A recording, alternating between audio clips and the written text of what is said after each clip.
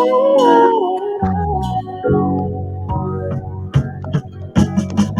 my love is all I have, and my dreams are very special. All my life I look for you, and today my dreams come true. You need me and I need you. Love and us is very special. Things just seem to do divine. You look straight into my eyes. I know our love is meant to be.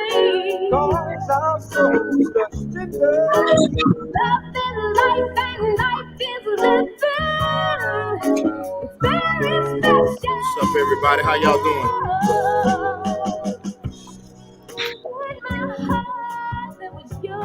I think I like a remake better. Sound like a remake. Yeah. I ain't mad at the original though, but you know, Yeah. it ain't too many remakes out there. Yeah, it can't be made over. We're back again tonight. Talk about loss, grief. For us, that's on the screen, more specifically, spousal loss. We know a lot of people have loss, and we hope that what we do tonight can be a relief to somebody, inspiration to somebody, a help to somebody. So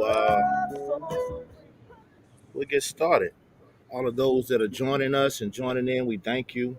We thank you. We thank you. We hope you share this on your pages. We hope that you talk to other people. Tell them to join in tonight. What's up, Tiara? What's up, Crystal?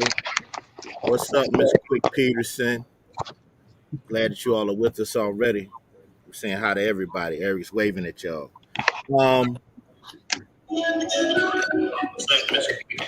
Somebody playing it back? Somebody give me the playback. What's going on? All right. So last time we shared a lot. We were very transparent. I hope that we can be very transparent tonight, share our experiences. And I think we were talking about doing this second part. We didn't know how soon, but I think it's timely that we did it now. I think the time was right because there's been a lot of death recently, y'all. And just with people that I know. My cousin passed a couple weeks back. Right before him, there was a guy that went to Central with us, played football, Tim Noble. He passed. Right after the day after my cousin passed, there was Everett Jeffries that passed away. Real good guy, went to Central with us, Alpha police officer in Durham. Then at the end of that week, I had two young men that were in my organization, Chi Omega Lambda, CQ for short, at Hillside. I started that in 2006 at Southern. It's like a high school fraternity. They were murdered in the parking deck at Central. They were shot. So I had those two die. Then I get word from Adrian that a very good friend of ours that went to Central with us, his wife passed away. So I hope that this can add some comfort to him. I will be talking to him personally as well. So, and then later on in that week, another eagle of ours passed away, Mr. Kevin Fauntleroy. Real good guy. He was an Alpha as well. Kevin was at Stephanie's funeral, as was Brian McCorkle, as was Dawn Calhoun. And none of them are here anymore. So that's kind of crazy. But just to give you a quick background on my experience, I'll introduce the two ladies that are with us. Asim, we know you're with us in spirit, man. He couldn't be here tonight. He has a class. Janai, the other co-host, couldn't be with us. She has an open house at her school, so she had to take care of that. But Stephany went through her ordeal from 2017 to 2019 when she passed away June 30th, 12:24 p.m. That was a Sunday. And that's my story. If you want to know the entire story of that part, go back to part 1 that we did about a month ago. And it too is called Involuntary Journey. You can catch it on our Front Porch Discussions group page. If you're not on that page, please join that group, Front Porch Discussions, or you can go back to YouTube and just look through the list and you'll see it. And if not that, you can just search through my page and just scroll down until you find it. We have with us Miss CJ Peterson and Miss Serena McCorkle. Miss McCorkle, if you'd like to introduce yourself and just kind of tell us what happened. And then CJ, you go next, and then we'll start our discussion. Hi, everyone. Yes, Serena McCorkle. Brian McCorkle is my husband. He passed away February 26th from post-COVID complications. Hi, I'm CJ Peterson. They call me CJ. Darius Peterson was my best friend and my husband. He transitioned on Friday the 13th of November of 2020. All right. Well, we don't want this to seem like, the spousal thing is the most important type. Right. We said the last time that, any death, all death is hard. But I do believe that the death of a spouse and the death of a child hit very, very different. Absolutely. I do believe they hit kind of different. But we hope that anyone who's had a loss that's watching can get something from this tonight. But I want to open up to you all first and foremost, because there's a lot of things that we didn't get to go over, a lot of things and a lot of minute things that people may not even pay attention to when someone passes away. So I'm gonna start with being able to tell your loved ones, and more specifically your children, that their parent has gone. And you ladies can start talking. Whoever's first. Our son is 35, so he was quite cognizant of what was what was happening. He was on his way to the coast, and so I called him and just told him to come home. So he knew by the tone of my voice that something was very wrong. And because of the way that we were spiritually with Darius and with our family as a unit, the morning that he transitioned, Jerry, our son, had been up and had been praying most of the night. So by the time he went to sleep about 4:30, he said that morning, I was awake by 5:45 when the hospital called. So I did what I needed to do, and then I just called Jerry and told him, baby, Darius has transitioned, and it was very difficult.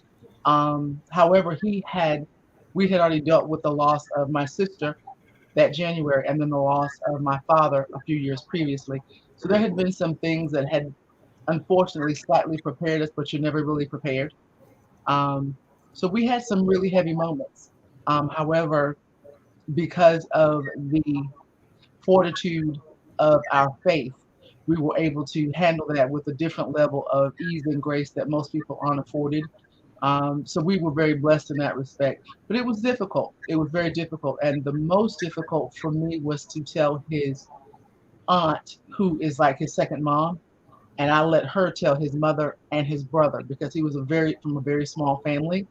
Thus, those I let him tell. All of my siblings and my nieces and nephews, I told them, which is a whole different vibe. When he was the fun uncle, he was the one that, always made them laugh and joked, and Uncle DP is coming, Uncle Darius is coming, and so he was the fun uncle outside spraying with the water hose and playing bubbles and football. So it was actually a little more difficult telling my nieces and nephews because they range from 26 down to about 2. Okay. Our girls are adults as well, 28 and 25. Brian passed shortly after midnight. So I didn't get home probably until about 2-ish, 3-ish. And Brian's cousins, I didn't even ask them. They took on the task of telling our girls, because our girls have their own places, which I was so appreciative of. So I didn't actually talk to my girls until they both came through the door. So of course that was difficult. We have a 1-year-old granddaughter, so it was extremely hard, explaining to her, because the first thing she did was come into the house and look for her daddy pop. She knew where his room was. She knew where he would be seating. She just knew all of that. And so that was extremely difficult explaining to her as she would go back there to look for him that he wasn't there anymore. I'm blessed my pastor was with me at the hospital as I got to say my goodbyes and to Brian before we left. And he took care of notifying our church family, and his best friend Dwayne took care of notifying his mom and his sister. I was not in a real position to really talk to or tell anybody at that point. So I'm thankful that there were people in place that took care of that for me. Okay. Well, my story was kind of different. Go ahead, Adrian. Um, I don't know if we talked about this last time, but I'm always curious as to, and I've seen it done different ways as far as just like letting the world know. And now we have social media, and most of us are on Facebook or IG. And I've seen sometimes where, people will, of course, people are just naturally curious about what's going on. But how did y'all handle having social media involved in what was in the passing of your spouses? For me, it was critical because my husband was a social media maven. He was always on social media. He was always putting something out. He was doing a sock game. He was doing, hashtag pots, hashtag respect the hate, his cigars and all of that kind of stuff. So I was a little different than Serena. That morning, I actually sat in the family consult room and called all the people that I needed to call to tell immediately. And I listened to them cry and wail and go through what they had to go through. And called the funeral home, did everything that morning while I was sitting there before I even left the hospital. So the people that knew the morning that he transitioned, they were sworn to secrecy. I told them, you don't make a statement until I make a statement, because that would be out of order and that would not be what he would want. So I told them I need 24 hours or so to process. And as I process, I will then put something out. And once I do it, do what you will. But until then, respect me, respect him, respect where I am, respect where my family is and what we're going through. And there was only a handful of people that knew. But they were critical people to him, and they all respected exactly what I asked. So after I wrote my letter to him and posted it, I said, do what you will. So I was grateful for the respect. Okay. Pretty much the same. Brian was indeed a social media in all types of groups, in all types of things, always putting something out. So I honestly can't remember if the RIPs on social media started before or after I put out an official post. But I just remember his picture was everywhere. I did put out an official post that morning. Same thing, CJ, my letter. And so I think after that, I really started seeing more. So no one in our family, I don't think, was surprised, at least no one had said, by seeing it on Facebook first. Right. But it is quite possible. It was a lot of people, involved in that. Okay. Well, on my end, what happened is everybody knows Steph passed away in our home, right there in our bedroom. So once that happened, those that were here, of course, they knew, and I had them make phone calls, family members along with myself, family members and other friends, and let it extend as far as it could go. Um, and then, of course, you guys know I have a social media presence. I'm on social media quite a bit. So I went ahead and took the social media before somebody else could and made sure I controlled that narrative so things wouldn't be said out of place. So I went ahead and took control of that and put it out myself. And, then of course, after that, people started posting. But about the thing about our kids, telling your kids, that was one of the hardest things I ever done in my life. Well, I guess second first hardest was sitting there and watching her take her last breath. But the kids were home; they were in their rooms. And when she passed, I asked. It was Rod Till was here, had come over, and he and Angie, and I asked them to get the kids up and take them into our bonus room, and they took them in there, and I was already in there, and when they came in, to just look at them and to have to tell them that their mother was gone. I think my son was a little more prepared for it than my daughter. He had been going to therapy. He had been really drilling and questioning Stephany and really trying to get a feel for what was going on. My daughter, not so much. And when I told them, my daughter let out this shriek and cry that I have never, ever heard before in my life. And I'll never forget the look on their faces. And I'll never forget how she just fell apart.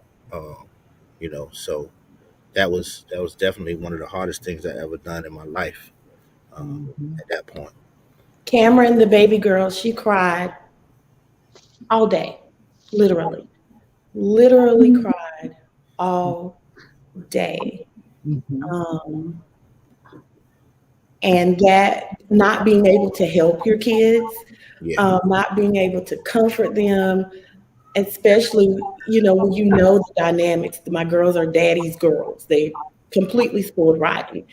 And me not being in a position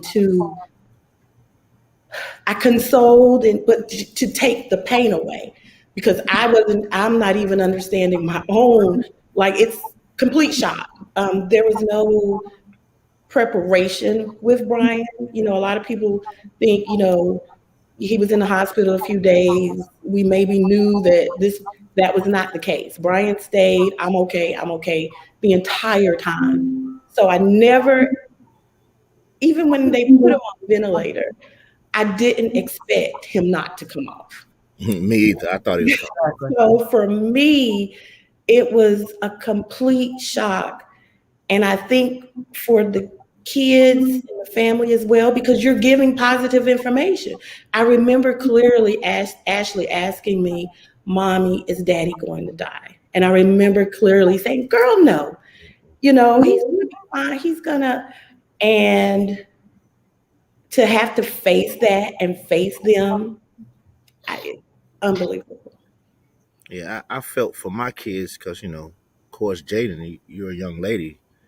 You're losing your mom. You're 14. And her birthday was 2 weeks after that, which I didn't know how that was going to go. And then for Jorn, he had just graduated high school, getting ready to go on his college career, which Stephany was very proud of. And for him to know, okay, I'm leaving home, and there's no mom there to come to the dorm and set things up and do all that kind of stuff. And for him to be on Carolina's campus and have to walk past that hospital where his mama was for so long, as a reminder. I remember him before she passed, we didn't know what was going on, and the doctors called us. He was like, "She's got to get out of here. She's got to get out of here. She's got to go. I can't go to school here. How am I going to," he was being very selfish at one point. He's like, "This is Mom, you got to go home. Get up, go home. I can't be here, and this is happening," so, and just like you said, Serena, when Stephany came home that day, she'd been in the hospital, and we knew the cancer was, attacked her brain and all that other stuff. When she came home, all her vital signs were good. She came home, she was talking, laughing and joking. She ate. She was eating better than she ever had. So there was a look of like, okay, well, this might take her out, but maybe she'll, be here. That was on a Thursday. She was gone on Sunday. Nobody thought that. We thought at least, we gonna get a month or 2 months or something. But that wasn't the case. That wasn't the case. So I know my take on this, but how did you all feel when it first happened? And it's always a question, why me? Why me? Why us? Talk to me about that. I'm different. I'm very different. When my father transitioned, I didn't ask why. When my sister transitioned at 39, I didn't ask why. When my husband transitioned at 49, I didn't ask why. It's not that I don't have those questions. It's just that I'm a little different. I go with Whatever Yeshua puts in my lap, he'll give me the strength to get through it. It may not be comfortable. I may not understand it. I just don't question it. And I think that comes from me being an oldest child, and just you get the instructions, you get the situations, you deal with them, and you move on. It's not that I love them any less, and it's not that they weren't extremely integral in my life. It's just a part of my anatomy, a part of my physiological nature, my makeup. I just don't ask. Wow. I deal with it and move forward. But I have girlfriends that cuss God out behind my husband. I mean, they called me and went, "Oh, what the hell?" I mean, they went off. They asked all the questions that I didn't ask. And I felt them. I understood where they were coming from. I still have several right now that call me and still just go, Kanjana, I don't understand why God took that one. All these raggedy folk up out here, he took that one. He took a good one. And I'm like, baby, I can't answer that for you. That's between you and God, boo. But I understand it. I really do. I've never questioned. And for those that do, I get it, because sometimes it's a necessity. It's a part of the grieving process to ask why. I grieve a little differently. I'm built different, as my girlfriend likes to tell me. You're built different, man. Yeah. Good point, CJ. Good point.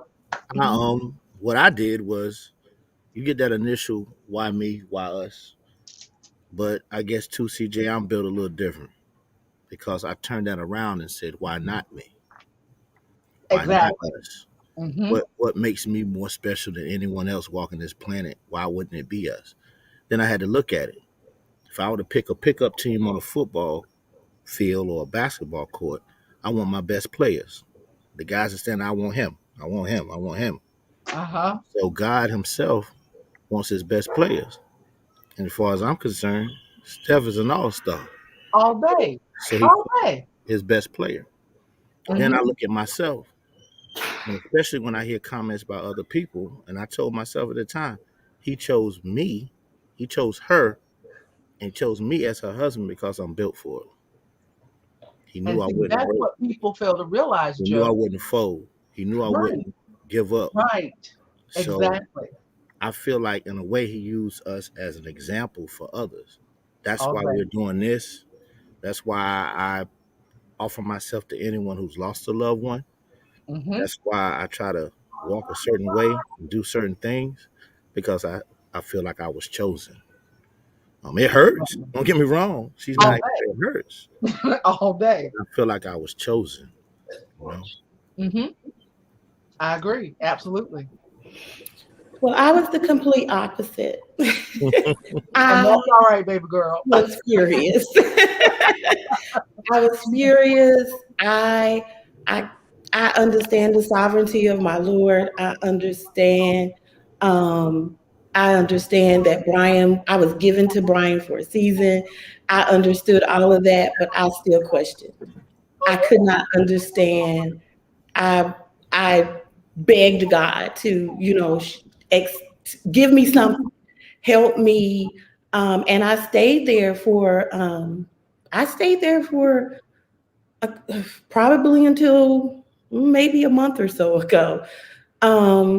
But even in that, I recognize that from the day to day and the questioning God, he could handle it. I think I said that in our last session. I knew God could handle it. I knew he could handle the questions. I knew he could handle me being upset. I knew that I wasn't, turning my back on God or leaving my faith. I was clearly just taking back. I could not grasp it. I could not believe it. Same thing, CJ, I had friends and, family, and they was, why Brian? He was such a good guy. And it seemed like we had reached a point where we could clearly see, at least I thought, what our future looked like. The kids were gone. And Mm-hmm. the things that you worried about early in marriage, you didn't have to worry anymore. We were traveling. So I was like, this is the good end. We made it here. Mm-hmm. And then the rug was literally swept from underneath me. Mhm. And I couldn't understand, how do I change what I knew to be? You know what I'm saying? How do I readjust my thoughts, my future plans, how do I cancel vacations? And Brian and I have stuff scheduled way into 2022. Uh-huh. I just recently had to schedule or cancel our birthdays are a week apart. So I had to cancel our birthday trip. Totally forgot about it.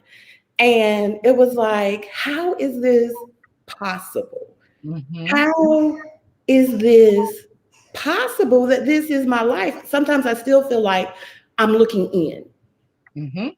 like I'm looking in on someone else's life. I see the pictures. His birthday was Sunday. I see the RIPs. I see the misuse. It still doesn't register for me though completely that Brian is not here. Mhm. So I've done better with the questioning God. Um, God and I, we have a relationship. We talk, plain. So he gets it, and every day that I get up, every day that I, am able to do stuff like this, answer a call, whatever, I know that it's only by His strength. Um, that's it. It's nothing on my own. It's completely God. Mhm. Are Well, that there question. any? I'm sorry. I thought I No, heard you somebody go ahead, buzzer. darling. No, go ahead. Go ahead, CJ. Go ahead. All I was gonna say was that questioning God was a big thing for my father, and my father was an apostle. He got his undergrad degree and all of that. However, he had a PhD in spirituality from all of the books that he read, and he questioned God all the time. And with his questioning, he got more understanding a lot of times. He would get more insight. And sometimes he wouldn't get anything. So that would be like, that's the question you need not answer or ask, sir, because I'm not going to give you an answer. Right. You know what I'm saying? I mean, let's just Yeah. be real. However, with that, the questions he would get answers to would be so enlightened and so prophetic that it would help him transition to the next phase or the next level of his growth. So questioning, for those that are listening, questioning is not a bad thing. Some of us just don't have it in us. Others of us do. And you were going to ask a question, sir. Yeah. Yeah. I'm sorry if y'all kind of saw my reaction. My better half is sitting on the porch with me, and there was an owl that came and landed on our deck, and she's from Brooklyn, so that kind of like scared the mess out of the mess out of her. But anyway, what I was gonna say, are there any like greatest lessons that you learned in the midst of all of this, the loss? Was there a lesson that was learned? And I don't know if that's a proper question, but I guess I'm kind of wondering if um, if you like walk away with a lesson, like not even a lesson, but just something that helps you throughout dealing with this loss. I can answer that. Um, One thing I learned is that there should be no hesitation in letting people know how you feel about them. Um, I call CJ and Serena regularly. They even before this, they were a part of my life. You know, I know a lot of people, but then there's very few people that are in my inner circle, and very few people that are in that outer circle right out of that, and then after that, it goes out. Right. There happen to be some people that were in that inner to next circle. And I've always appreciated each and every one of them and their husbands.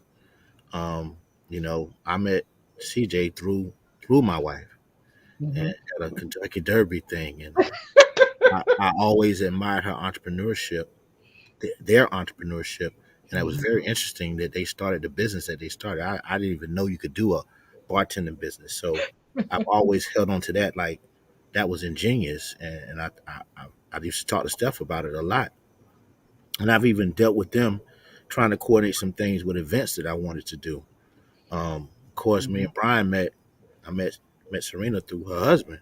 We met freshman year, and right out the gate, we were running. And then when they would come to Durham, they stay at our house.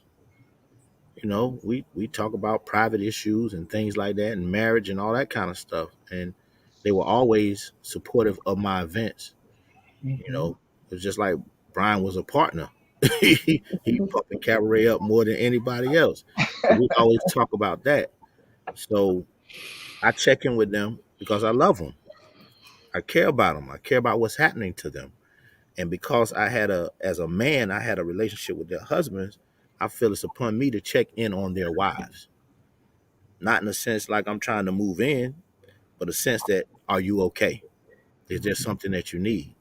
And, that's just the type of dude I am. I'm going to check on their wives to make sure their wives are okay. Now, if they ever start dating and go with some other man, he's going to have to understand. There's this guy named Joe, and he's going to be calling, and he's going to be checking in. So, I mean, that's just how it's going to be. It might not be every week. It might not be every 2 weeks. It might be twice a year. But he's going to call, and he's going to check on me, and I'm going to talk to him. Exactly. I also learned that each day that we're given, we need to cherish that day. I learned that. I learned that holding on to minute things, anger with this person or that person, we got to be positive. We got to try to spread love as much as possible. I was doing those things and putting them out there on social media. I think I've gotten a little more heavy with that since Stephany's death. I also learned that even though you have a spouse and you live with them, you don't always know their life. That's true. You don't always know their life. Stephany passed, and Jordan was in a Twitter group with kids that were going to be freshmen in Carolina. It was the 2023 graduating class. They're all on Twitter. And he put out that his mom had passed. And this one girl over in Raleigh was distraught, like, oh, that's so sad. So she went to tell her mom, hey, mom, guy that I'm going to school with, his mother passed, and that's so sad. And the mom asked, well, okay, well, what's his name? And she told the name. So what was the mom's name? And told her, and then the mom started crying. And the daughter looked at her mom, and this is what the girl told my son. Like, Mom, I know it's sad that the person passed, but you crying like you know him. She's like, baby, she did our closing. Wow. And there was a lot of trouble with that closing. And if it wasn't for her, we wouldn't be in our house. So you start to find out things, and when I hear those stories, and it's a lot of them I could tell you guys, we're not going to do that, but I started hearing stuff about Steph and stuff she had done for people and things, how she had helped. And her life was that was a testament to me. Okay, Joe, you like helping people, you do things, but you got to step it up. You got to be willing to give of yourself to others that are in need. And Steph was always willing to help people. We had so many people live with us, man. It's ridiculous. It became, people would call down like, yo, I'm coming in town, and I stay at the Biggs bed and breakfast. I've had cousins live with me. I've had Stephanie's friends. I've had my friends, and they lived in our old house and this house, 3, 4, 5, 6, 7 months. And we never took money. It got to a point where we would ask for some change, but for the most part, when they first come, it's no money. We eat, you eat. So I learned that from her. So those were a lot of the lessons that I learned. I also learned too that my hat's off to all the single parents out there. That's a different thing. And my hat's off to the women, because I got a female. I know to take a dude. I got to get her hair done. And shout outs to Adrian's wife. She's going to be doing some work with my daughter's hair, natural hair type stuff. And my daughter's got to go to the doctor. I mean, she's older now. It's time to, not that little pediatrician. It's got to go to OBGYNs and that stuff. I don't know. I mean, I know, but I don't know. I've never been to OBGYN. I don't know what to do. So it's that type of stuff. It gets crazy, man. And my daughter just had a realization the other day, talking to somebody, and she was listening to me talk, and she was looking. I was like, "Yeah, you have no idea the pressure and the things and the stress that's on my back day to day, because I don't share that with you. You just don't understand. Like, nobody's taking care of Stephanie's father's estate. He Oh. died 11 days before she did. That's what a lot of people don't know. Mhm. Not only was I dealing with Stephanie, I was dealing with her father. And now somebody's got to take that ball, and I guess I got to be the one. So, yeah, so those are the lessons that I learned. I think I have more realizations. Um, I realized that how much I appreciate the life that Brian and I had. Um, That's a great word, Serena. Realizations. I would actually use that. Great word. Great word. yeah. And one of the ways when I find myself getting like really down or sad, I remember that I had 29 years, you know, and I can't be selfish about that. You know what I mean? I had 29 years with an amazing man, and everybody doesn't get that.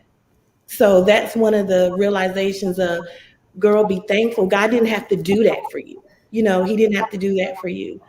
Um, as I said in the last podcast, and I had a conversation with someone last night, I have a whole new life that I have to establish. Good or bad, and you know, when you're grieving and you start running through things, you know, at one point I was like, Brian and I did everything together. I'm so, you know, glad that we had those experiences, and my friends was his friends and his friends were my friends and our families. And then when he's gone, it's like, Brian and I did everything together. His friends were my friends. And so now I have to establish a whole, I think I saw someone put it in the chat. I have to establish a whole new identity. I've been a wife since I was 21. I'm 49 now. I have it's a whole new Serena. Where do we start with that? You know, you met Brian when you were a teenager. You like the Steelers because he liked the Steelers. You know, it's just a whole blank slate that is both on my good days, it's kind of exciting. You know, I get to create or continue life differently. And then it's extremely sad that I have to create and live life differently. So those realizations, as they hit you at once, along with the day-to-day stress, um, stressors, should I say, um, huge in trying to balance it and figure it out and write it out and think it out, process it, explain it out. Um, Unbelievable. It's still unbelievable. And it's scary. It's extremely scary for me. Um, so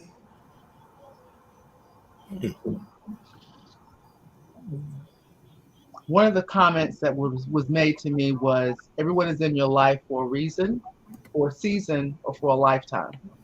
And what I have gathered is that the reason that Darius was in my life was to help me learn about me and help me navigate some things that I wouldn't have dealt with if it wasn't for him.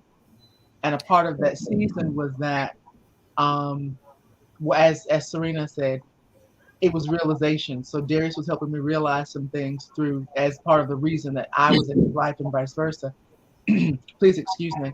The season of our lives together was 24 years. And you can't take that for granted. At least I can't and won't. right.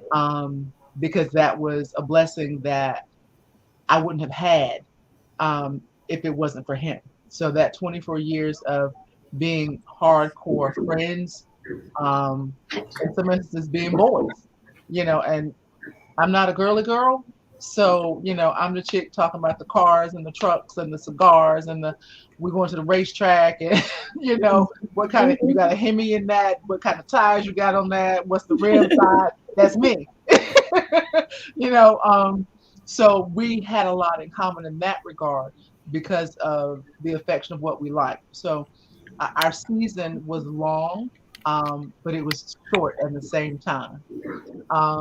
24 years was like an eternity, but then when you think about it, it's like, oh my God, that was a blink of an eye. It was a blink of an eye. Oh my God. And for me, part of my takeaways from this is now that Darius isn't here, much like you, Serena, I'm having to learn Kantana for the first time minus Darius. And learning me, learning what I like, learning the things that trigger me in a good way that aren't affected because of him. Absolutely. And it's very interesting. It's very interesting. I knew that, like Joe, because Joe is that introvert extrovert. I'm very much so the introvert extrovert. If I need to be the life of the party, I can. However, I'm outside, I'm on the porch, I got a cup of tea, I'm back in the side reading a book. I don't have to be the focal point. But if need be, I can. Darius, on the other hand, the center of attention all the time. And it's okay. That was who he was. But I'm learning, I am learning Kantana and learning Kantana without Darius. That's where the interesting diversion comes. It's like, wow, okay, well, was I doing that because of him or was I doing that because of me? Was that something we like collectively or was there something he liked and I was like, he liked it, I'll do it too, kind of thing. So it's one of those things where you have to balance. But earnestly, the other thing for me, actually, Joe, you posted this some time ago, and I grabbed onto it. And the quote is, "Forgive like you've never been betrayed. Forgive like you've never been betrayed." And that's one of the big things for me that has been a takeaway through this because Darius and my dad were both people that didn't really hold grudges. And so anything that would have happened or would have been negative, it was like it rolled off their backs. After Darius said what he had to say about it, he was done. He moved on. So he wasn't a grudge holding person. And that's something that stuck with me because I listened to some of the people that were a part of his life and they're so angry. And Darius would have already completely transitioned away from whatever that negativity was. And that's one of the big things with him that was stellar for me. And as she said, one of those realizations where it's not that important, boo boo. It ain't that important. If it's not about God first, family second, everybody else get in line and take a number, that's the way it rolls in my house. So for me, that big thing is not holding any of those grudges and realizing that people's mindsets are not what you would want them to be in relationship to you and to your situation. However, they love you and they mean well, but they don't always get it because they're still holding on to things. But Darius taught me to let them go. You don't hold on to things, you let them go. So my takeaway is definitely just letting things be as they are, forgiving people where they are and letting them go and be who they are.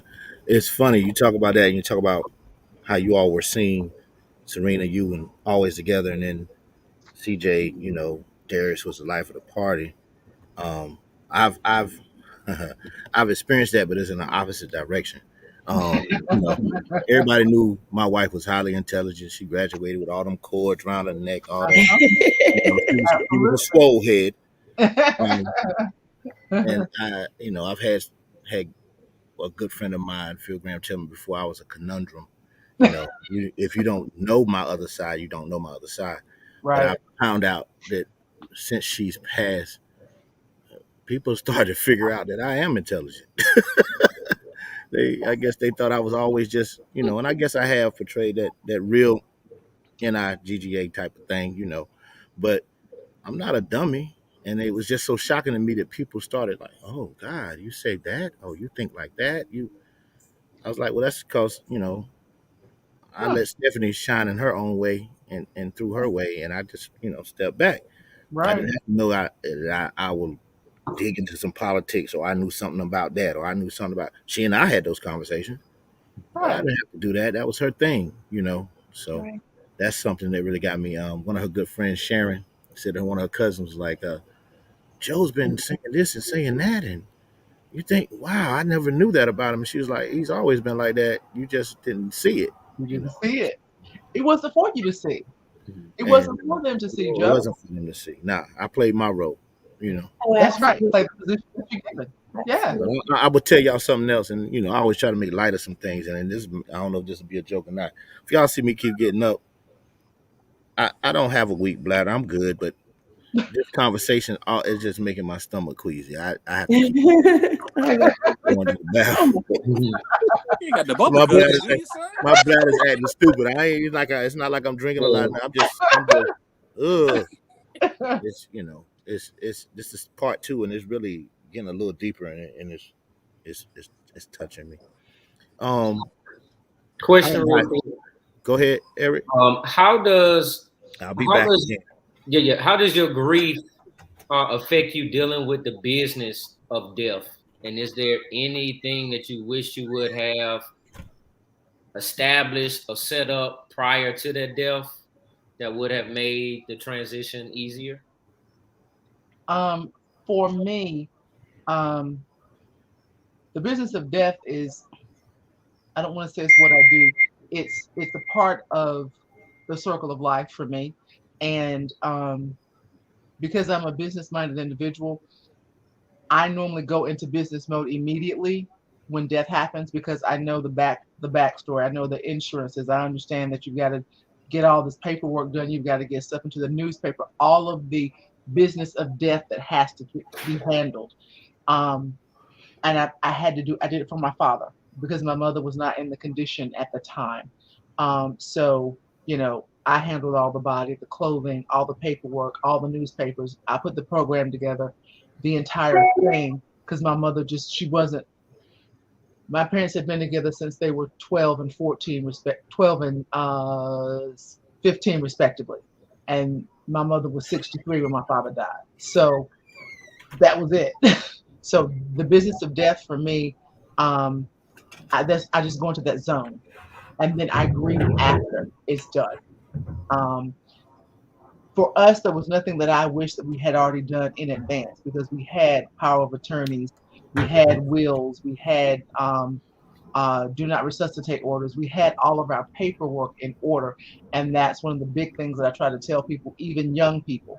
Get your life insurance policies now, get the power of attorneys, your financial power of attorney, your healthcare power of attorney, get your do not resuscitate orders, get all your living will, get all of those documents in order now when you're not thinking about it. And because I was blessed to have those conversations with my husband just 8 weeks prior, we had done all of this paperwork years ago. And then it was pressed upon me, you need to update, you need to check everything, you need to make sure that everything is current. And we had those conversations again. And the conversations were the same, the information was the same. We hadn't changed our mindsets on anything. However, it's just important to have that conversation because if you don't, then you don't know. And assuming something is horrible. What I have done, which I do recommend for others, if you've got children, and the part of dealing with the business of death is after your loved one is gone, what do you do with all of their belongings? What do you do with the things that were valuable to them? Who do you donate things to? Who do you hand things to? How do you sell things? For me, I've sat down, told my son point blank, there are four things that are important to me in this materialistic world. I said, those four items, take care of them.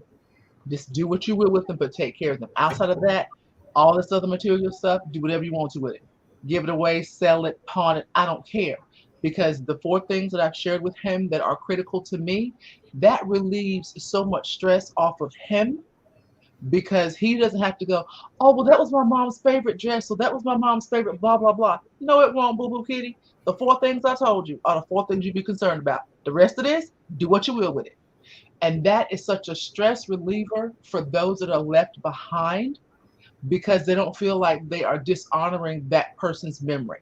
They don't feel like they are not representing or respecting them the way that you should. And he was like, Dad, Ma, thank you. It's like, you're welcome, boo. Because I saw the stress come off of him. I saw it come off. When I told him, I said, this. He was like, okay. And there's certain things I know he's just going to do because he's my son. But those are the 4 critical things. And I said, everything else, whatever you want to do with it. And so I'm having to help my mother understand that process now as well. So for the benefit of your family, your loved ones that are remaining, tell them.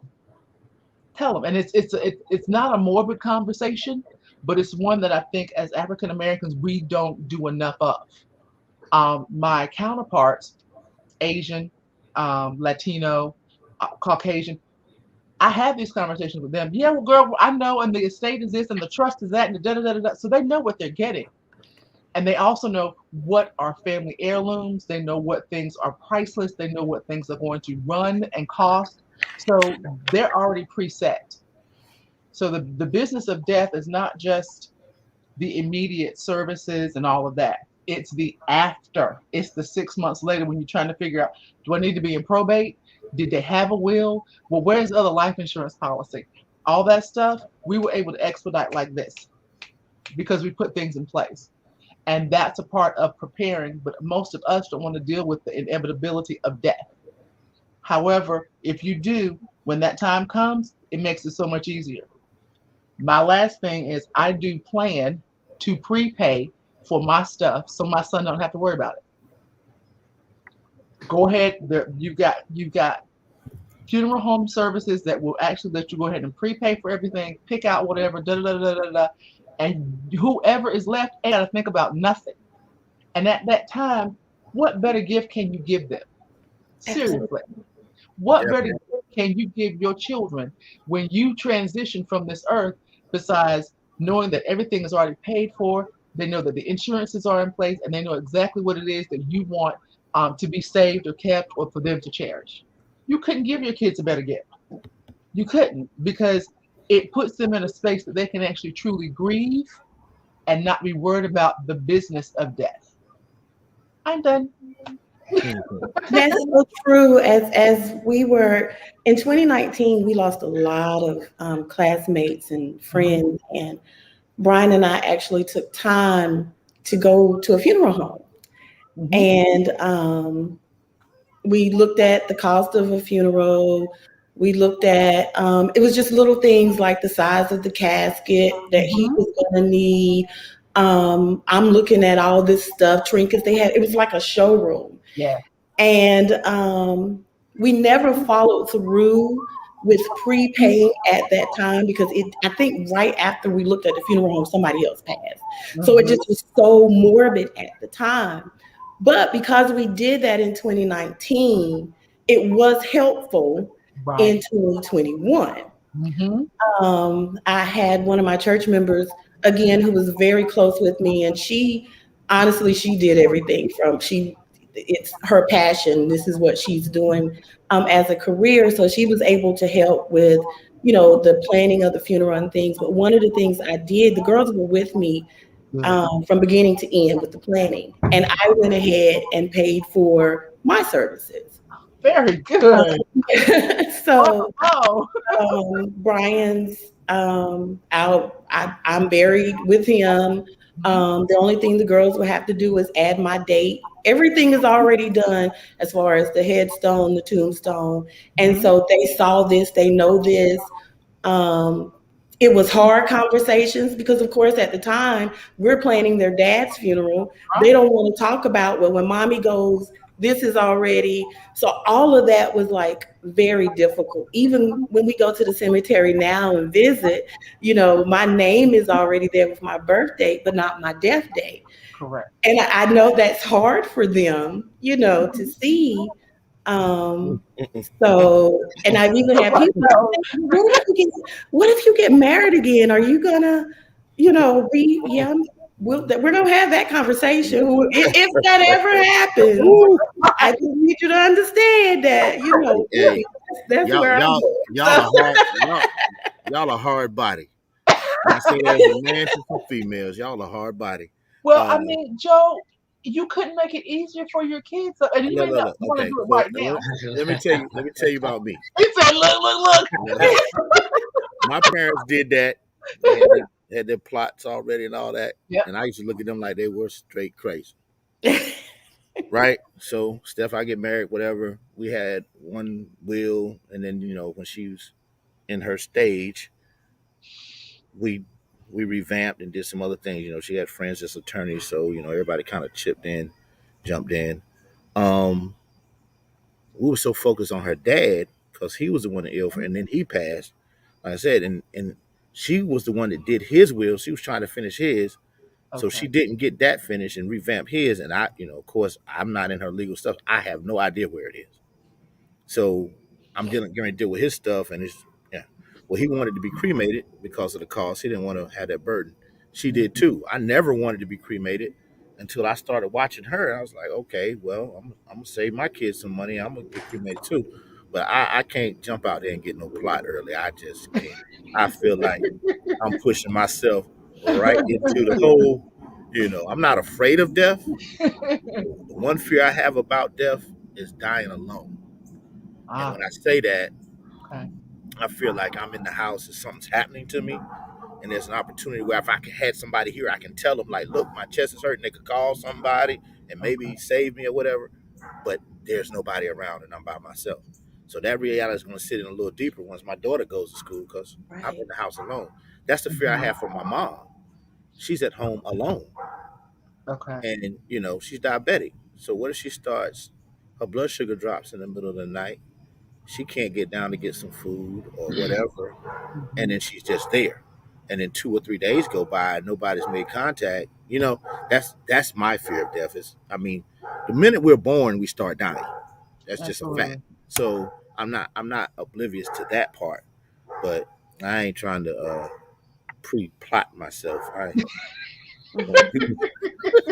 I understand why, and I don't judge anybody when they do. I'm not gonna go ahead and say that. That's where I'm gonna be right there. That's me. This my spot. No. That's my spot. I'm not gonna be in. Hey, I don't even want to. Wherever y'all put me, that's fine. I don't know. It might be the backyard. I don't care. I ain't gonna go ahead and reserve that like I'm a hotel room. Let me make this reservation, Jesus. Right here. I need to put some money away because I want DJ Jazzy Jeff at my repass. All I know. Okay. All I told my kids, if they don't cremate me, I just want to run DMC tape, some Shell-Toe Adidas on my feet. Shell-Toe Adidas on my feet. Got a Run DMC tape thrown into the casket. I got to rock with Run and DMC and Jam Master J on my way to heaven. That's what I got to do. But how do you all? I'll tell you how I feel about it. Holidays don't mean nothing to me. The holidays mean nothing now. And I will go ahead and say it. I congratulate everybody on their happy anniversaries on social media. And sometimes I'm a little salty. Oh my gosh. Doesn't that hurt? I'm You're happy for them and it's painful. I'm not a hater. I'm glad I'm happy for y'all. But then I'm sad for myself. Like, what in the world? And people going on and they're going on with their spouses and doing all these things. And I think about the plans and the talks we had, and that stopped. That can't happen for me. I feel you with that, Joe. Like I said, I'm a different animal. I simply go back to all of the wonderful times that I had. I go back to every anniversary, and because Darius was a social media maven, I can go back to his timeline and the stuff that he typed and wrote on our anniversary and the stuff he wrote on my birthday. And so those things I'm grateful for. If I'm not in a space where I'm if I'm not genuinely like happy anniversary, I just don't put anything. And I think it's better for me that way, because I'm not being salty. But I hate to say but, because but negates what the first part of your statement. However, for me, I go back to the memories. I go back to the fond things, to the positive things. And I know that that is really hard to do sometimes. Darius's 50th would have been September the 5th. So what I did, because this year we both would have turned 50, and we had big plans for travel and dot, dot, dot, dot, dot.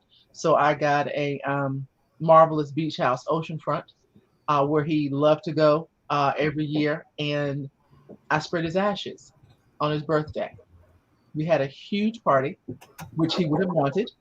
Um, Liquor flowing, cigars being smoked, delicious food, pool, jacuzzi, and oceanfront. So we did it up just for him. That's incredible. And I think it was That's very very good. relieving, very stress relieving for quite a few people in the family. And we're able to really celebrate him. And then, of course, the very next week would have been our 19th wedding anniversary on September 14th. So it's been a really couple of interesting 2 weeks. However, I just go back to, I know he's pleased with my progress and what I'm doing now. So that gives me some level of solace and comfort, because he knows I'm continuing what we started. I'm continuing our business. I'm continuing to make that profitable, and it's all in honor of him. So that helps me, because there's something we built together that the whole world can see on a continual basis. And it's maybe a little bit different for you guys because it may not be the same, which I understand it. However, I work real hard, Joe, not to be salty. Real hard. Same here. There's so many holidays. I think it's because of the time of year that Brian passed. But it's like I don't get a break. Each month, it's something to remember, or he would have been grilling on, or we would have been somewhere, or so. It's that part has been really, really difficult with not having like a break. But what I do try and do is not anticipate it too much. You know how you can be like, oh my gosh, Thanksgiving is coming. This is the first Thanksgiving. He's not going to be here. So I try not to anticipate the negative of him not being here so much. And like CJ said, concentrate on, I'm huge in looking at Brian's post. And if I'm having a bad day, I will go to his Facebook page and see what he was saying on that day. And I can make any post about me. I can be like, he said that for me, or he meant that. It just feels like it's always on time. I know people think I'm crazy, but it's always like, baby, I got you. Remember this. Exactly. So anniversaries and things, I love. So I just went to a viral Steph did too. on Friday for one of Brian's friends that he had introduced to each other, and I love celebrating it. I'll put happy anniversary, but I would be lying if I said that the first reaction was, Brian and I don't have that anymore. Yes. And like CJ said, just trying to refocus my thought process and remembering what we did have. All of the anniversaries we did celebrate. All of the holidays we did celebrate. So yeah. Another comedy break. I guess y'all can see I did turn those lights on because dark skinned brothers out here. Stephany liked them double dip. Stephany liked them double dip. That's what she would say. She loved them double dip. And as you can see, I've been dipped a couple of times. Lighter. Slightly lighter than me. Oh, okay. Slightly. Just so CJ mentioned telling her son what to keep, what to, the 4 things. How did you all feel? Well, I'll tell you how I felt. And I still hadn't completely done everything I need to do. And we're talking about I'm 2 years in. But I felt like cleaning out her side of the closet and all of that type stuff. I bagged her stuff up. I want to give it to a women's shelter because Stephany was a giving person. I don't want to try to get a tax write-off, or I don't want to do a yard sale. I want to help some women that may be in need, battered women that are running from situations. So I'm gonna get those clothes away. The pandemic stopped that. So I got a garage full of stuff and I can't even park in my garage. But I felt like I was throwing her away. Absolutely. I've held on to some things, and one of the things that I held on to and I ran out, and I got to give a big shout out to her best friend Sharon Glass because she replaced it for me. And Steph hadn't worn it in years, but she used to wear that. She used to Victoria's Secret body gels and stuff. She would get that cherry blossom, the Japanese, Yes. and she would get the warm vanilla sugar, and she had this other fragrance that she would wear, and she had the shower gel to go with it. And I found myself every night showering in that so that I could smell her. Exactly. And then I ran out of that, and so Sharon replaced. I was wondering. Okay. She replaced that warm vanilla sugar for me. So at night, I haven't started back, but I'm about to. I got some more showering vanilla at night sugar for before you, I go babe. to bed, so that I can at least feel like she's laying there next to me. But how did you guys feel when it was time to clean out their stuff and move their stuff? For me, again, I have to thank God for my support. Brian and I, when he passed, were in the process of purchasing a home. Thank you, Kenya. So I had to complete that process. So I had to do stuff a lot quicker than what I probably would have. I didn't pack Brian's things though. My church, some church guys, friends from church, and a couple of his fraternity brothers and Sly packed his things up. They're in the garage, just waiting for me to decide what I'm going to do. I've had people who want certain things or have asked, what am I going to do with certain things? And it's packed away. Probably intentionally. I'm not ready to part with anything. And had I not had to move, Brian's stuff would be in position right where it was to this day. So the thought of even moving the things out of the garage Too much, right? brings me anxiety. Yeah. I haven't cleaned Stephanie's office here at the house yet. I mean, the lawyers, the state bar had to come in because they make sure her business stuff was in Right. But the stuff that they left, I hadn't been able to just go in there and touch it. It's just like she left it. I just want to mess with it. Definitely to his day, I use his shower gel, his deodorant whenever I want to smell him, especially in the morning time. I'm used to routine. So I'm used to going in there and smelling, his smell goods and stuff. So I definitely do that at night. I'll put on his t-shirts, his shorts, his socks, anything to feel close to him. Y'all keep talking. I told you this is making me I'm going like a track star. all of that. Definitely all of that. For me,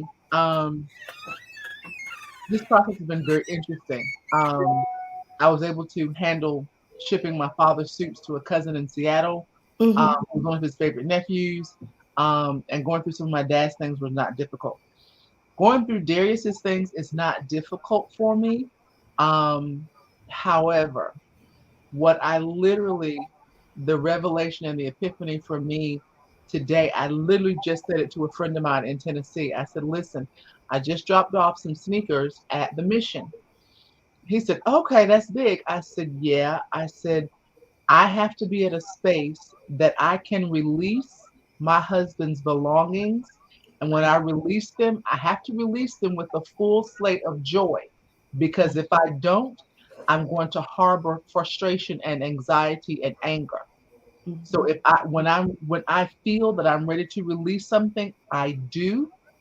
But I have to release it and be in a mental space that I'm joyfully giving it. I'm in your time, and I'm giving it. Because if I don't, it's not in the right timing, then I'm going to regret it. So, perfect example, all of his work shirts from Spectrum and Time Warner Cable. Now, that company spends way too much money on shirts, but that's another story. There was probably 30, 35 shirts easily, and a lot of them were still brand new. He may have worn them once. Nice collared button-down shirts. And I was going to take them about a month ago. And when I pulled up to the place, I had this anxiousness, and I was like, nope, I can't do it yet. Mm-hmm. So I pulled away and left them in the car. Mm-hmm. And then a few days ago, I was like, I can let these go now. And I was able to let them go with a level of peace and a level of joy because somebody else can use them at this point in time. Right. I've been searching. His clothes are still in the closet. Let me be clear. Because the man dressed. I've got so many pairs of socks. My head is about to explode. I'll take some of those. Come on by, bruh. I got socks out the wazoo and tons of dress shoes and suits and jackets and shirts and ties because he was an accessory type of man and he did a fabulous job with that. I have been searching and I talked to a dear friend of mine, William Wilson, down in Charlotte. William Wilson's Clothier Classic. That's yeah. Oh my God, that is. He's a good dude. That's a good dude. Fantastic dude. He does the domestic violence survivors every year, and so we've been working with him with his golf classic every May. I called him. I said, listen, I can't give his suits and stuff to just anybody. There has to be someone with a specific purpose. And I had checked out 100 black men. I checked out 3 or 4 different things, and nothing just felt right to me. So I called William. William said, hey, check out Brenda Parsons' suit and tie in Monroe, North Carolina. I called Miss Brenda. I talked to her for 3 hours. Wow. Her husband passed away in April of 2020, and she opened this store for him in honor of him, and it helps 16 to 24-year-olds, veterans, and those going back into the workforce. So after talking to her and really getting a good vibe, I was like, I'll donate my things to her group, to her organization, because she's fulfilling a specific need. And her mission is clear, her target is clear, her client base is clear. And I had a peace about it. So when you all get to that space that you have a peace about it, then you'll release it in your time. And you hold on to it as long as you need to. That's what people don't get. Because people are like, well, I want this and I want that. And you will maybe get it if I decide you can have it. But if I don't, then you won't. Because this is my husband. That's your husband. That was your wife. So you make the decision on what items are given away or what items people may have. Because that's a part of them that you're giving away. And I understood exactly what you were saying, Joe, in regards to you feel like you're getting rid of them or you're giving them away or whatever. That was freaking me out for a minute. It really was. And then I had to settle down and go, well, he purged every 6 months anyway. He would purge the closet. He'd give things away. He'd give them to certain people. And I had to get my mindset in the same vein to do exactly what he would have done. So all of his dress shoes, I wiped them, I cleaned them, I put them back in boxes, that kind of deal, so that I can give them away. And then he was a sneakerhead. God, he was a sneakerhead. So I got sneakers at the wazoo in boxes, with cushions. You know how you men walk so you don't put a crease in them legs? Yeah. Can't crease them joints. Man, look, I got some peanut butter balls. I can't let them go. So, I understand where you guys are, but I know that I still have clothes in my house.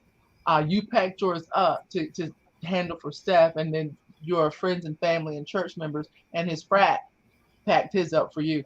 I'm just taking mine slowly, one little bit at a time, because as I'm releasing a little bit every time, there's a different level of peace that I get. There's a different level of joy that I receive because I know it's something that he would have done. Tiara asks, what's the name of that organization in Monroe again? Suit and Tie.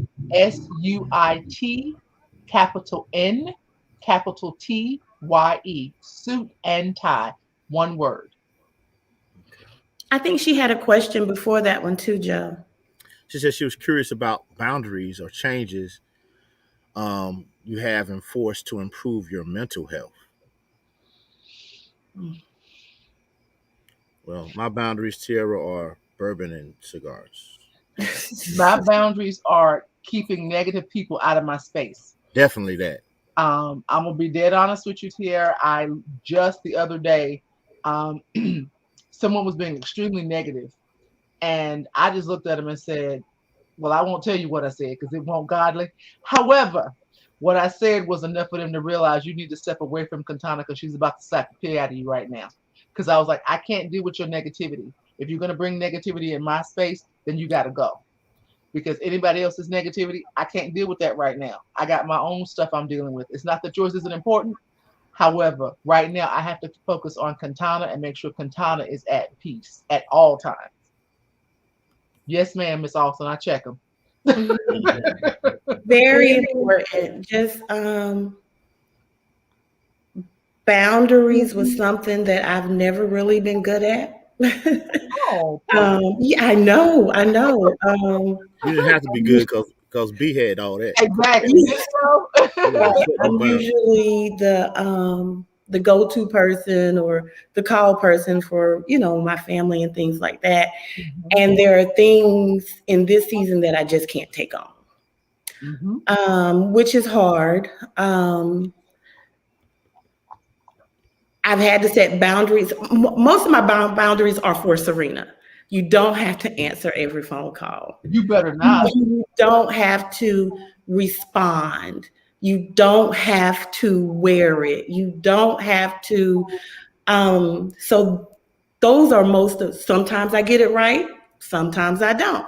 I try so hard not to use grief as an excuse, for why I don't want to do something, when actually it really is. I just don't. And so I'm learning the power of my no. Very good. I'm learning the power of my silence. Brian very much was my covering. He very much was my, we did that for each other.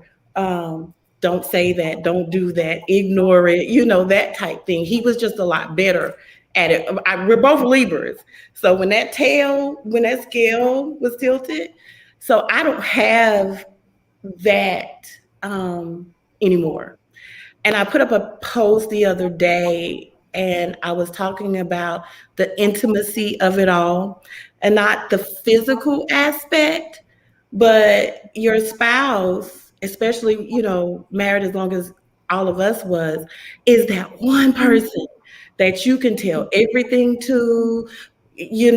People say don't gossip. That was my gossip partner. Pillow talk. Things. No matter what I say, what I do is not going any further than this. I can bear my all with this person. Mm-hmm. I have a mom, a sister, a best friend, a pastor, a first lady, all of this, but that was my person, right. And that person is gone. So my boundaries. I just got to do Serena right now. And I know it sounds fleshy. I know it sounds worldly. I know, but I've got to put, for my sanity, I think I saw somebody say, for my mental health, I can only focus on Serena.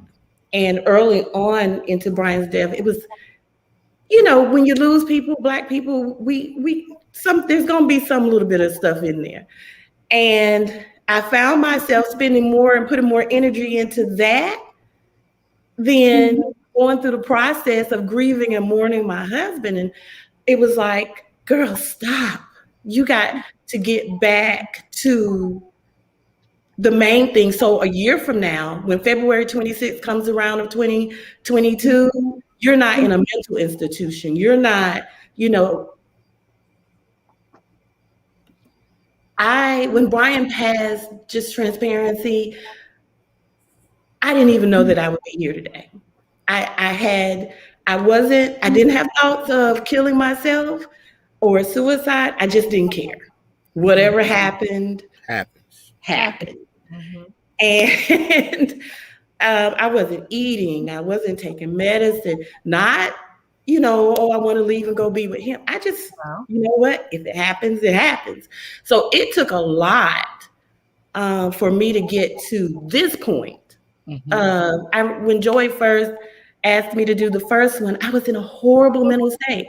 I can't help anyone. There's no way that sitting on here and talking is going to be beneficial to anyone in with the state that I was in at that time. But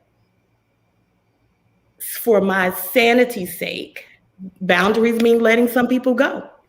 Amen. Most definitely. Yeah. For you, what you were saying, Serena, it's all about self-care. It's all about self-protection, because you have to make sure that you are taking the best care of you, because no one else is going to take any better care of you than you. Your partner, your ace, your covering is no longer physically here. Spiritually, he's still covering you. However, in the flesh, Serena has to take care of Serena. And if you don't put you first, which being the oldest was a true learning experience for me, because when Darius transitioned, I recognized I had for 49 years put myself last. Absolutely. I'd put myself 110% last. Had never thought about the vehicles we bought, the house we bought, the moves I made were all for my family and for my husband and for my son and for my siblings and for my parents, and not for Quintana. And when you start putting and even my friends. So like when we bought the Suburban, yeah, I needed it for business, but my first thing was, we can take all the kids when we go to the fair. We can take all the kids when we go to the racetrack. My parents can climb in. So I'm thinking family first before I'm thinking Quintana first. And when you start to put yourself in the position that you are supposed to be in, my darling, the people that are not supposed to be in your space will fall the hell off, and let them. Don't you worry about them. Don't you be concerned about them, because they are not the ones that are going to be there to make your life better. They're not there enriching you. They're not there bringing forth what you need. You need to take care of you, just like Joe has to take care of Joe. He's going to make sure he takes care of his children as well. But the most important person in this scenario is you, because you put yourself last, just like I have. And now that table is slowly turning, and I'm recognizing my own true importance, I'm recognizing that my life has more value than I thought it ever did. I'm recognizing how many people I took care of that I did not take care of myself. When you come to those realizations about who you are and your own value, you will change the dynamic of who you are and the people that are around you. Because some people won't be able to stay because they won't be able to appreciate who you really are, who God's created you to be. And when you step into that space that Serena is really Serena and just Serena, then it'll be a totally different space. It will, baby. I'm telling you. And people are recognizing that now with me, and it's an interesting process. But for those that fall off along the way, remember, season, reason, or lifetime, baby girl. Season, reason, or lifetime. You let them fall because they dead weight. I felt that I was going to leave before Stephany. So all along, I was preparing her to live without me. There were some things that she like, Joey, I need you to do. I was like, nah, you do it. Come here, let me show you how to do it. I was preparing her to be without me. And so when she left, it was like, oh, wow. Right. There were some things that she took care of, and I never even took interest in it or did it because I just knew I was going to be the one to go first. Right. And I just want everybody to understand too, just watching, some of you may have had some people that you've lost and you may not have. But it's a lot of many things, minute things that you all probably aren't even thinking about. I went to the dentist, and they said, instead of Stephany passed, they said, there's a form. You got to fill out your emergency contact. And I just started crying. Yeah. I don't have an emergency contact. I mean, I got my mom, I got my sister, but they live out of town. I don't have an emergency contact. So it's those small things a lot of times that'll creep up on me, and I'm just like, oh my God. I didn't handle that. I didn't do that. They're triggers. Yeah. Yeah, they're triggers. They're definitely triggers. I have a question, Joey, because it's been the longest for you. Do you still wear your rings? Okay, that's the story behind that. I don't. And let me tell you why I don't. Okay. I wasn't wearing it when she passed. the diamond in my ring, because Steph and I had our rings made. I picked out her diamond separate from the setting. So I went, and I was so good with that the lady offered me a job to work at the jewelry store. I want this cut, I need this clarity, I need this. I was in there looking, all of that. Mm-hmm. And I had it set, it was set in platinum with the baguettes around it and all this other kind of stuff. And so she had my ring made because I wanted a specific type of ring. So they had to fuse 2 gold rings with a platinum band in the middle with a diamond set in a single diamond. Because I didn't want to be gaudy. But that diamond became loose some years ago. And those that know Stephany very well, she'll say, "Oh, I'm gonna do this," and it might take 7 years before it gets done. So, so she kept saying, "I'm gonna take it off because I don't want you to lose that diamond, and I'm gonna get it set," and she never did. So that's the only reason I don't have a ring on. So people out there, if you're thinking I was running around, I'm doing something else, I just didn't have it. My wife asked me to take it off. But no, that's why my ring was gone. Yeah, so and that's something else for me. I don't know, CJ, have you thought about, like, do you wear yours still? Yeah. Okay. I have mine. Yeah. My finger, and I have his. Now this is my band. Where's my thumb? This is my band that actually goes to my set. I have 2 of these that go around this center stone. But I wear them every day. This is my father's wedding band. So I wear my father's band on one hand, Darius is mine on the other hand, and then my one of my bands on my thumb. And I'll switch up because Darius had a couple of beautiful rings with onyx in them.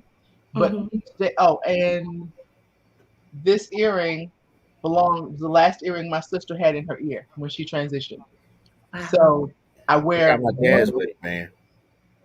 I wear one of something that belonged to the 3 of them every day. My dad's necklace is on my ankle. I don't have the heart to cut it. I can't cut it, but it fits perfectly on my ankle if I double it up. But I wear these things, and I was at a friend's house, and one of his clients said to me, "Oh, you have a lot of jewelry." And I just kind of looked at him and smiled. I said, "You don't want to get it the way I got it, baby." I said, "You don't want to get it the way I got it." No. I said, "But I thank you." I thank you, darling.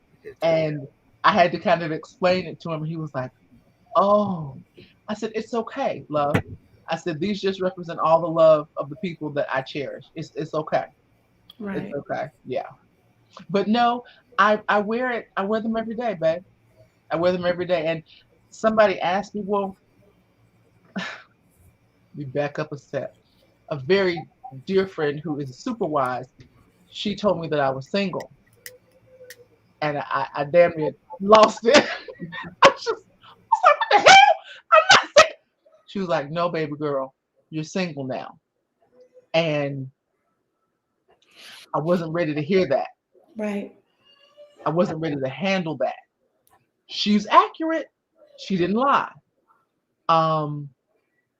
And it took me aback, and I had to kind of gasp and readjust.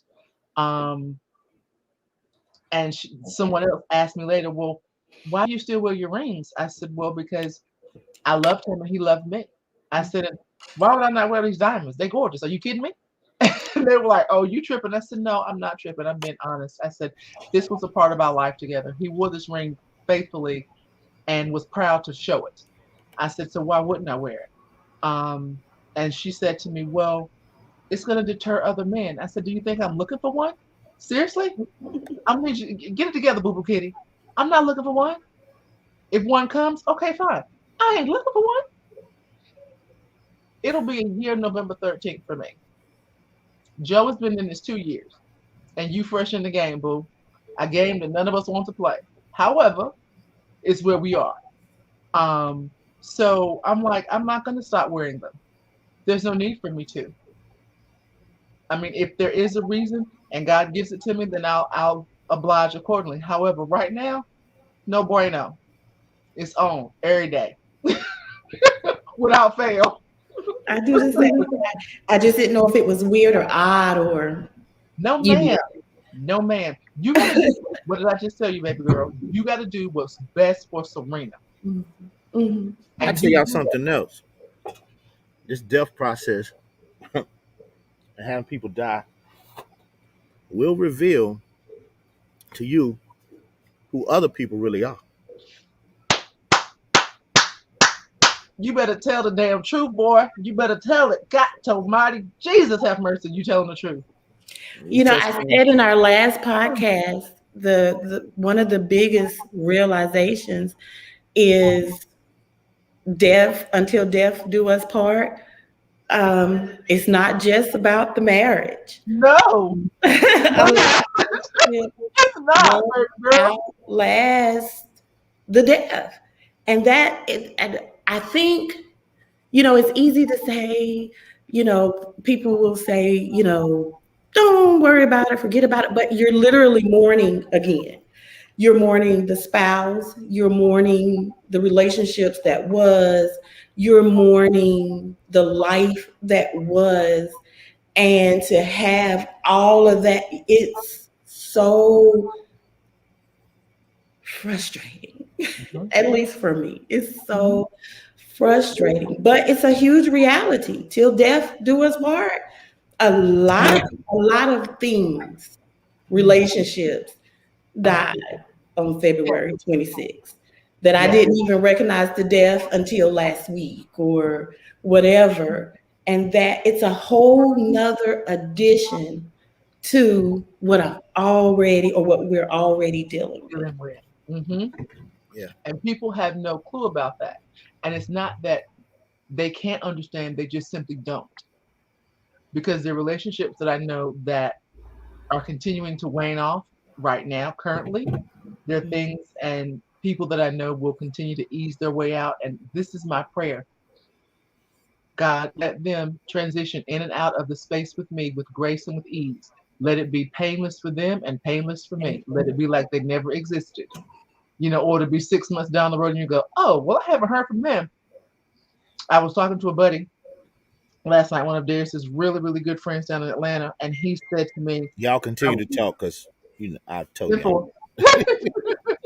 He said to me, I asked him, I said, I had planned to do this really big celebration on November 6th because that is the very last day that Darius partied, like was with his buddies with a cigar group. They were having cigars and whiskey and having a great time. And he said to me, of the people that you would invite, how many have been checking on you since Darius' transition? Woo! Girl, the chill bumps on my arm right now. I was like, oh my God. I never thought about it that way. He was like, you're trying to entertain people who have not supported you.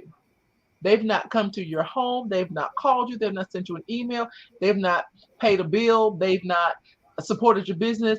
They've not even looked in on you. They've not shot you anything on Facebook. And I thought, you are so unequivocally correct, sir. Okay, touche. I need to readjust my thinking. I need to readjust my processes because if they haven't reached out to me now and it's almost a year, with grace and with ease, let them flow right out of my space, God. Let them flow right out of my space because there's nothing more that I can do. There's nothing more that I can do. So that was a realization that was hard, but it was one of those that you get gut punched with and you go, I got it, God. Right. I hear you. You ain't got to tell me but one time, Lord, one time, and I got you. I got you. I those that are watching, I know this is a little longer than normal, but I think it's needed. I think it's wanted.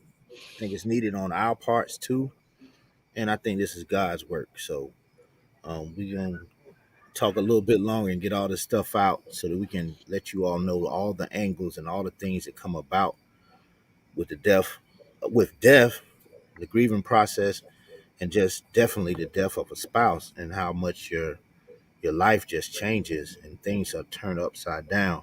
And I give thanks to him, to my family and the friends and those that have been around me and just wrapped themselves around me through this process. And it's so funny because as Katana has said, and Serena, you've said, Joe, you've been the longest, but I know the other stuff that y'all are going to go through. because I'm going through it first. And I will be honest, this process ain't even over for me yet. You Mm-mm. think 2 years. Okay, it's been 2 years. It's not. I still wake up every night about 3 o'clock. Mm-hmm. Every single night. So when people see me at work and stuff, they don't even know how tired I am sometimes. Right. Um, Right. because my rest gets broken. And Mm-hmm. I wake up and then there's nobody to my left.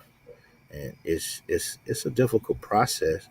I talk to my therapist, and those of you that I have lost someone and it's taking a toll on you, I suggest and I highly recommend getting a therapist, someone outside of your normal circle that you can talk to. Those that are Absolutely. in your circle mean well, and they're going to help you. And sometimes they're just going to tell you things you need to hear. Because I felt like at one point I was like, oh, maybe I'm drinking too much, maybe I'm doing this too much. And through this process, I lost weight earlier in the year in the pandemic when everybody else was gaining weight, Mm-hmm. over 25 pounds. But we got around Stephanie's death date and some other little factors came into play, and I gained all that weight back. So I'm in the process of trying to lose it again. Um, and I know one of those things is sleep. You don't Uh-huh. get enough rest, you hold on to your weight. So I And don't. absence of sleep, a lot of people think absence of sleep means absence of peace, but that's not necessarily the case. Absence of sleep for me means absence of routine. When I wake up and I'm used to putting my foot on him, or I'm used to, that realization um, awakens me, because now I've got to go through the emotions of it. Mhm. Certain the time that he passed, I'm up every night at that time. I think subconsciously I might, just, I don't know, but it's not that I'm not at peace. It's just I miss the routine of it all. Um, and I'm the same way. I go to work sleepy, get up sleepy, go to bed. I'm always sleepy. I'm always tired. And sometimes I wonder, am I depressed or am I really sleepy? But I realize that my sleep pattern is just off. And it's been off since February. So actually January, Brian and I got COVID in January. Okay. So this process has been, when he was in the hospital the first time, I was home, I would fall asleep with him on FaceTime. I just needed to see you breathing. I just needed to hear you breathing, all of that. And then when he came home, after the first time in the hospital, then it was waking up in the middle of the night to make sure to check his blood oxygen, to make sure that his oxygen hadn't come out his nose. So Right. it just, since January, my sleep pattern has just been completely off. Mm-hmm. So Yeah, it's just mine's one of been the things you have to deal mine's with. been off since Stephanie had to pull up from work around April of 2019. So, Okay. and I went through that, and I'm gonna give a shout out to Miss Edie Morris Bryant, who has been there for me a lot, both spiritually and otherwise. She has a deep faith and is a pastor as well. But I would wake up in the middle of the night just checking on Steph, and I was the one that separated all her pills and make sure she got them on time and Yeah, all Mm-hmm. that kind of stuff. And yeah. that she took everything, and that she tried to eat, and she tried to do this, she tried to do that, you know. And you do all that you think you can do, because you know, and then you realize there's nothing you can do, and that's heartbreaking. It's heartbreaking. Y'all, I, Yeah. I, I gotta admit, I didn't use the bathroom more in this segment than I have all day. Well, what you just said, what the two of you are talking about is being a caregiver, and that's a whole different conversation. But when you're a caregiver just before they transition, that's a whole different position and strategic, tactical type of situation you have to be immersed in, and it changes your sleep patterns. It changes your mental flow, and the best way I can describe it is you're on that light sleep. So if they breathe wrong, if they move the wrong way, you're automatically awake. I mean, Right, you just bam, you're just up, right. and you don't realize you're living on and I don't like to use the word anxiety, but you're living on high alert status all the time. Mm-hmm. So when they moved, you automatically would wake up. So of course your sleep patterns are off. Mine were off, and I didn't realize it for 10 years. I knew that I'm a night person. However, Darius would breathe wrong, and I go, okay, what's the matter? Was it you good? What you need? And I was on high alert all the time. Especially once he got the diagnosis of kidney disease and renal failure, and we were on dialysis and all that. He could just barely turn, and I'm like, what? I'd be in a dead sleep and wake up, what? Absolutely. And ready to go. I mean, wide awake. And then it would take me another 20 minutes to settle back down to try to get back to sleep. So totally understand where that is, where you are with that. And the lack of sleep does affect your weight. It affects your mental. It affects your spiritual. It doesn't mean that you don't have peace, like you were saying, but it does affect you in so many varied ways. Yeah, I've had so many people tell me, Joe, because I used to be a gym rat, always working out, lifting, everything. And I can't seem to be motivated to get there. And my therapist and a lot of people, you're too hard on yourself. You need to give yourself some grace. My girlfriend says, be kind to my friend. She tells me every day, be kind to my friend. So I'm talking to you, Joe. Be kind to my friend. Stop beating him up so bad. Because you've got to give yourself that space, babe. You do. Because that's the only way you're going to get back to some level of balance. And the same for you, beautiful. Be kind to my friend. Because if you don't, there's nobody that's going to be as kind to you as you need to be to yourself.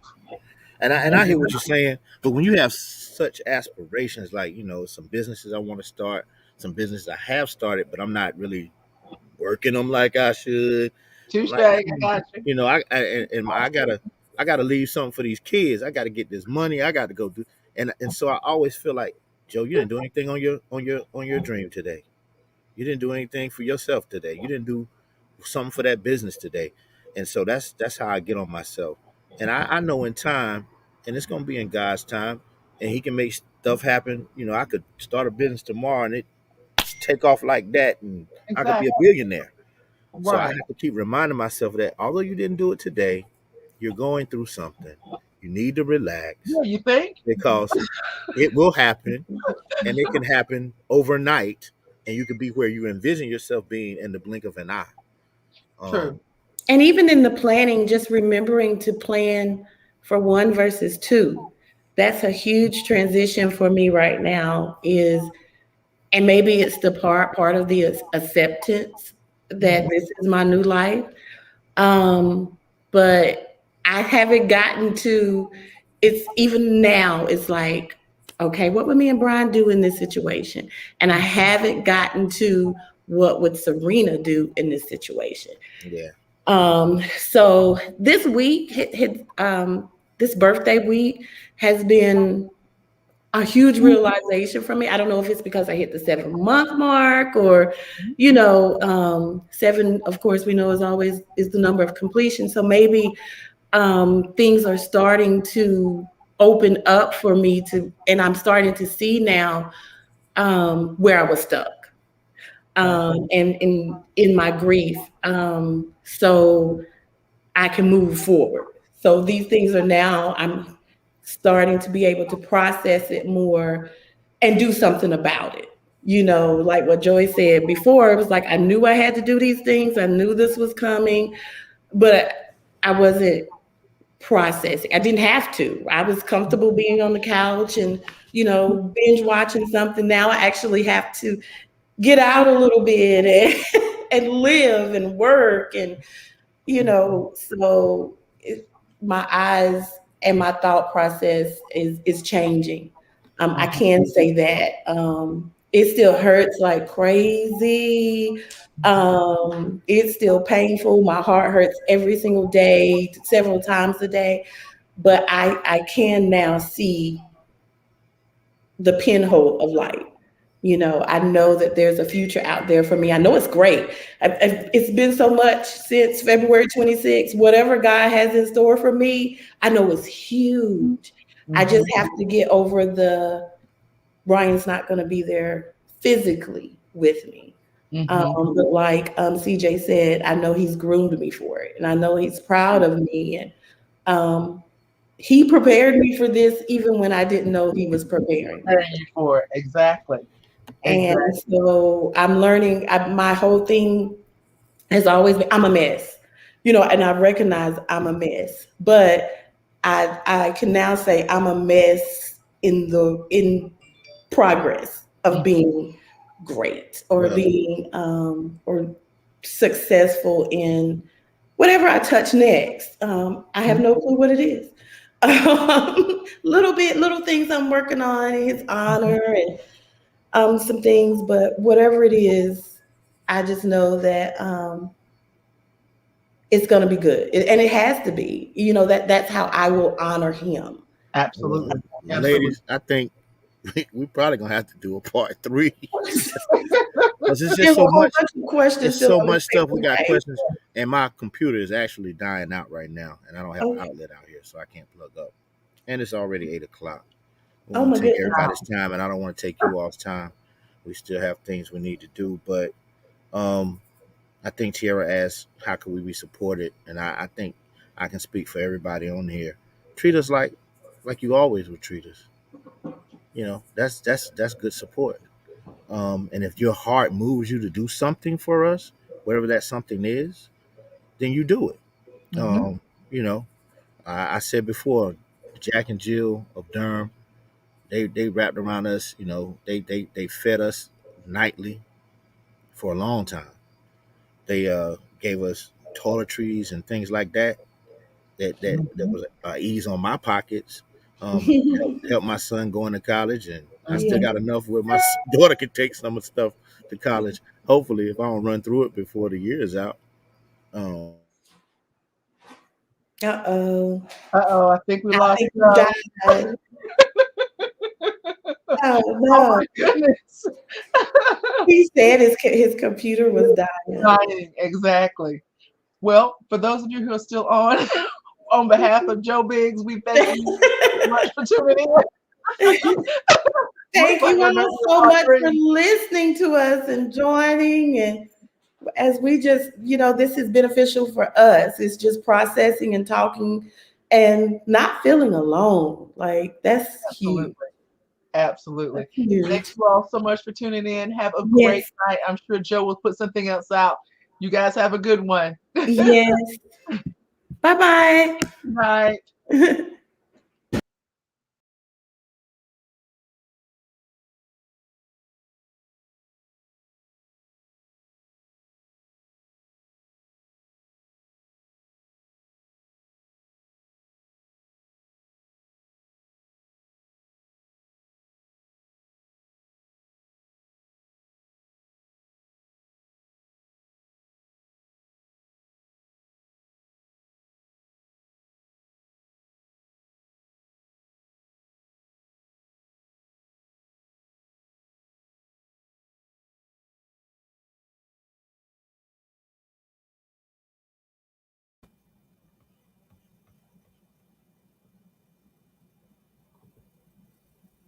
I think I still got some people on. Well, y'all, my battery went dead. Those of you all that are still on, I hope you enjoyed what we're talking about tonight. And I guess we'll do a part 3. I think Serena and CJ fell out, but we're gonna leave out. I hope everybody has a good evening, and I look forward to us continuing this conversation. So, with that being said, I apologize for the technical difficulties, and I hope you all have a wonderful evening again. Good night, Ms. Cobb. I appreciate you. 44 years. You've been through, some things we don't know. And I can't thank you all enough for watching, participating. Keep checking in with us every week, every Thursday at 6:15. As you can see, I had to come inside. But, please share our information with your friends and family. We try to do this for those that are watching, for the community, for the culture, and keep trying to move forward and have great content. We appreciate each and every one of you all. And y'all, again, I can't say it enough. I appreciate you. I thank you. And I hope you guys have a wonderful weekend and a great birthday tomorrow. And we'll talk to you later. Understand, this grief situation and losing a loved one is never easy. So if you have someone that you know that has, just wrap your arms around them, try to support them as best as possible. Don't treat them any differently. Just be there for them. And I'll talk to you guys later. Good night. When I tell you what you mean, chemistry, intimate memory. Every time I give you all my energy, emphasis, never sleep.